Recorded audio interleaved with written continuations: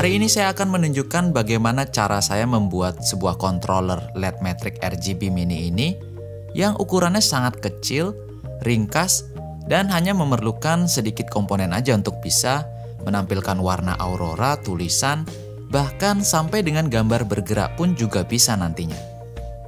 Alat ini dinyalakan dengan menggunakan kabel USB Type-C yang bisa kita ubah-ubah programnya melalui software Arduino yang ada pada komputer. Nah, penasaran dengan apa aja bahan-bahannya? Untuk itu ikuti terus videonya di sini.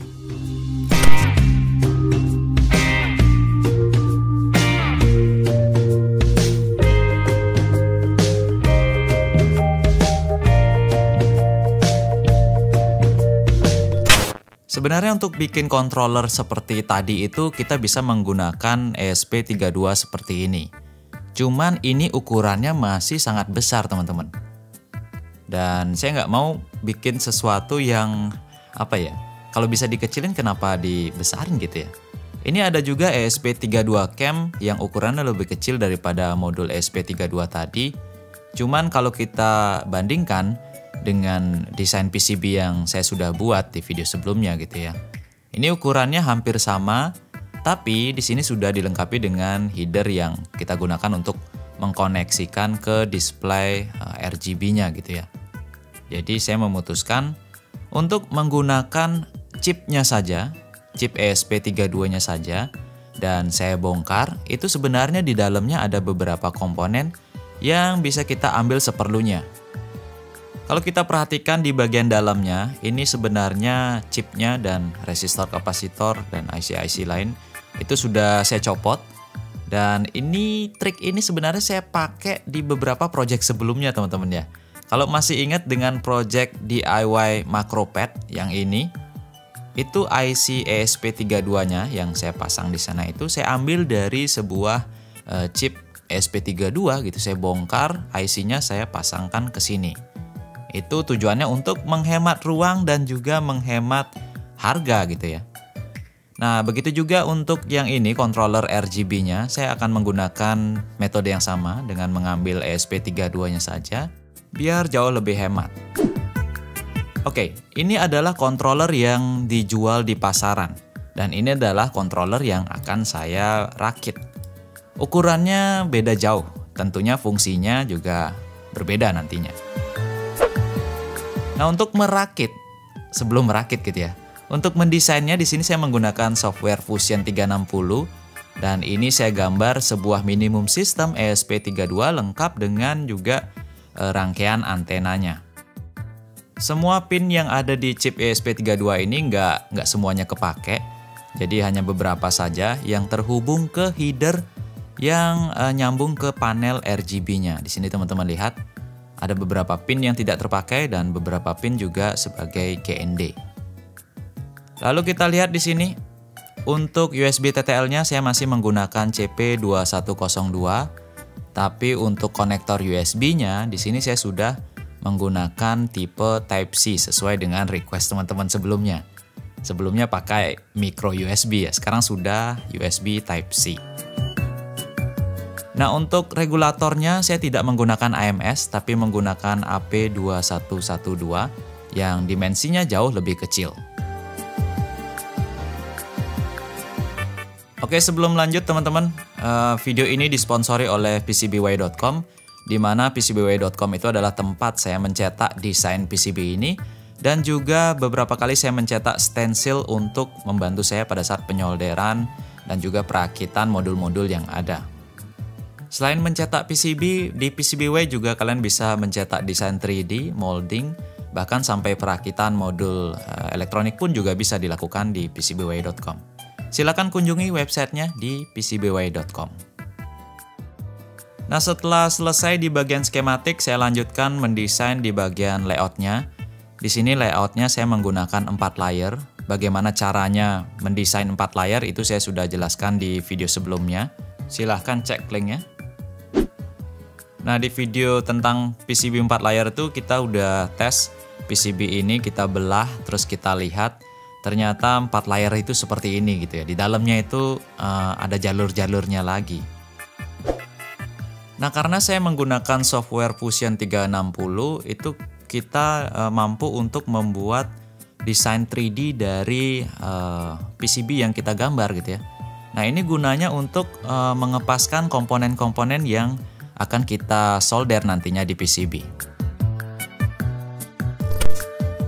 Nah, pada proses penyolderan PCB dengan komponen yang sangat rapat ini, teman-teman bisa gunakan beberapa teknik. Seperti saya, di sini saya menggunakan teknik manual aja dengan solder yang ujungnya masih ukuran yang normal gitu ya. Caranya gampang, jadi satu kaki komponen itu dikasih timah dulu.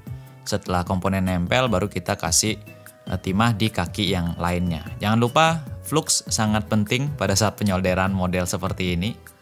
Dan kalau teman-teman ada uang lebih, bisa order stencil seperti yang sudah saya videokan di tutorial PCBWay sebelumnya.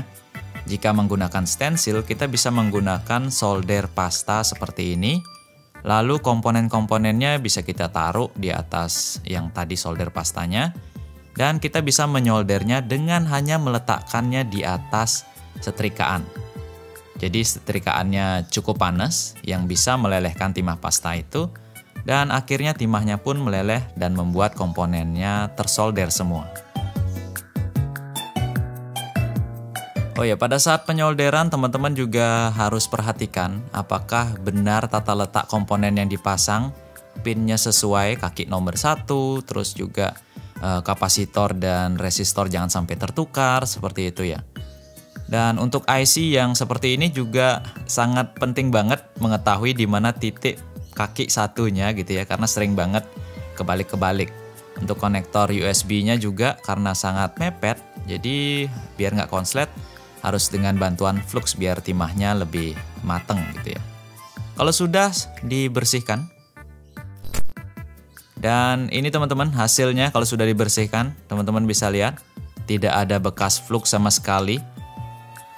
Dan konektor USB-nya juga tidak rusak karena panas. Kalau kita bandingkan dengan koin 500-an, ini hampir persis. Nah, saatnya kita uji coba. Di sini saya siapkan sebuah panel RGB yang saya beli online. Ini adalah tipenya P5, biar agak besaran dikit. Nah, panel P5 ini di belakangnya itu ada konektor dengan nama hub 75, yang tentunya pada saat menggambar ini saya sudah sesuaikan. Nah, kalau controller yang ada di pasaran, kita kalau nyambungin ke panelnya itu masih menggunakan kabel seperti ini. Tentunya ini sangat merepotkan banget. Beda dengan controller yang baru aja kita rakit, ini ukurannya sudah kecil dan penyambungannya tidak perlu menggunakan kabel seperti itu tadi. Kita tinggal memasangnya seperti ini saja. Dan controllernya kokoh terpasang di bagian belakang panel LED matrixnya. Nah, ini kita tinggal kasih power aja. Nah, ini kita bandingkan dengan controller yang ada di pasaran. Dan untuk menyalakannya, saya di sini menggunakan power supply variabel yang saya set tegangannya di 5 volt dan arusnya ya bebas ya, jadi minimal 1,22 amperan gitulah. Dan di controllernya juga karena konektornya saya pakai Type-C, saya akan menggunakan charger handphone untuk menyalakan. Dan begitu nyala, teman-teman bisa lihat ini sudah langsung bisa menampilkan Aurora.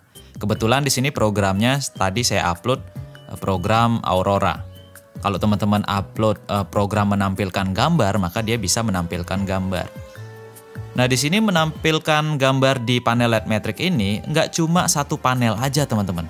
Teman-teman bisa gabungkan beberapa panel sehingga menjadi sebuah display yang ukurannya besar. Tapi di sini ini hanya sebagai contoh dan teman-teman bisa masih kembangkan ini gitu ya sehingga displaynya menjadi lebih besar. Dan untuk tutorial bagaimana memprogramnya, apa saja coding yang dibutuhkan, itu akan kita bahas nanti di video selanjutnya. Yang jelas di sini saya memastikan bahwa apa yang saya gambar tadi itu sudah benar, rangkaiannya sudah benar dan memang benar-benar menyala, bisa diprogram juga. Jadi desain ini bisa teman-teman download dan juga cetak kalau teman-teman tertarik ingin membuat ini gitu ya. Jadi nggak cuma warna-warni ini aja yang teman-teman nanti bisa tampilkan. Seperti yang saya katakan, bisa menampilkan tulisan, sampai juga gambar bergerak pun juga bisa ditampilkan dengan controller ini. Controllernya kecil banget teman-teman, dan dia nyempil di bagian belakang sana tanpa menghabiskan ruang. Ini apa ya, hemat energi lah. Jadi ampere untuk controllernya sendiri itu sangat kecil banget. Paling yang besar itu untuk displaynya aja.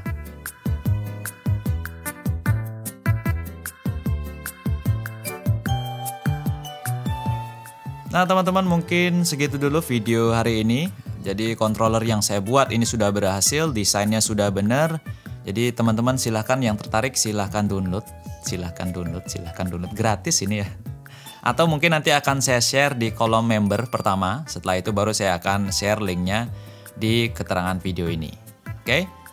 Terima kasih sudah menyaksikan video ini. Nantikan video yang lainnya. Sampai jumpa di video selanjutnya.